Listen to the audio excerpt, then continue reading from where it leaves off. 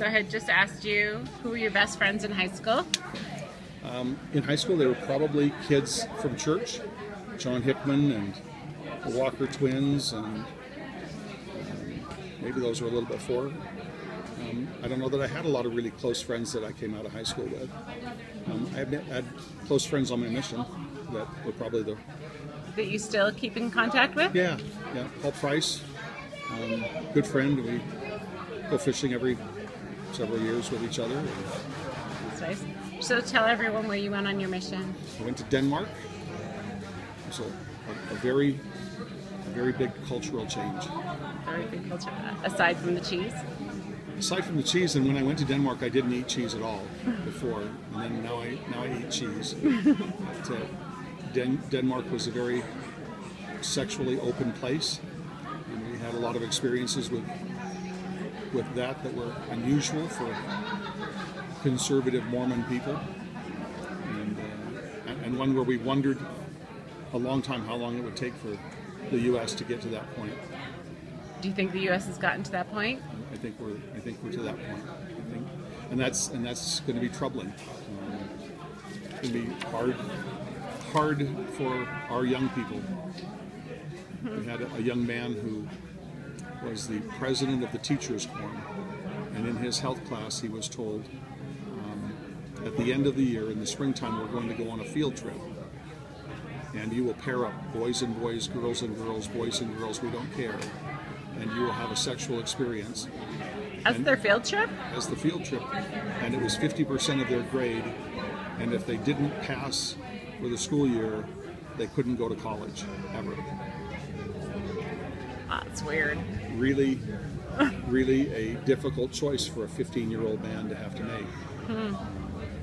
So did you find that it was hard to retain members? It was. I think the strong ones were strong. It was difficult to grow the church. I didn't actually baptize anyone while I was on my mission. I had a family that we taught that was baptized afterwards. I had a sister that we taught that I know that she knew that it was true, but it was a hard place to grow the church at this point. President Benson called Copenhagen the most wicked, most abominable city on the face of the earth. So what influenced you to serve a mission? Your father hadn't served one yet, and so was there someone who was an example to you, or? I don't think I ever imagined not serving a mission. I don't think I probably never went through a rational assessment of whether I should or I shouldn't. It was just what I was going to do. So do you actually remember being baptized and sealed to your parents? I remember being baptized. It was in the very new 10th Ward building that we had helped to build. My grandfather had helped to build, even though he was just barely a member. And I remember that he had to baptize me 3 times because the first time he got the words wrong, and the second time my foot came up and we got it done. I don't remember going to the Salt Lake Temple and being sealed to my parents, where I think I was 2.5, 3. I don't remember that. So how have the lessons that you've learned, I mean, I'm asking you more spiritual questions because I know that's a really important part of your life. So how is being raised a member in the church by your parents and the influence of them, how has that affected how you raised your children?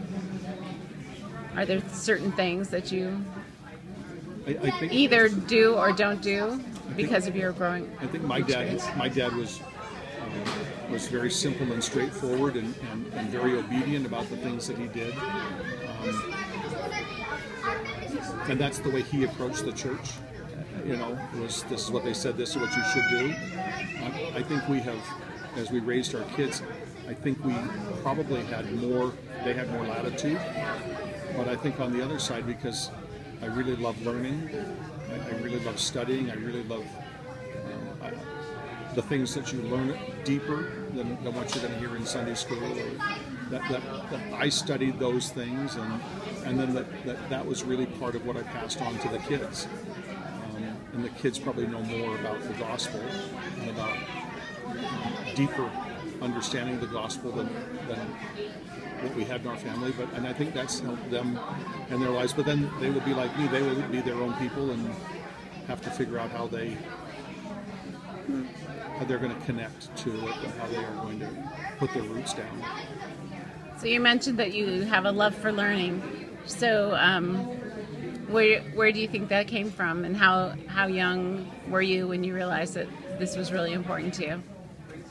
I'm sure that I was still in junior high school.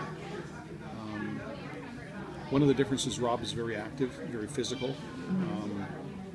So Rob was out doing stuff. For Rob, I got a low battery. You got to swap for me? and this one won't fit on that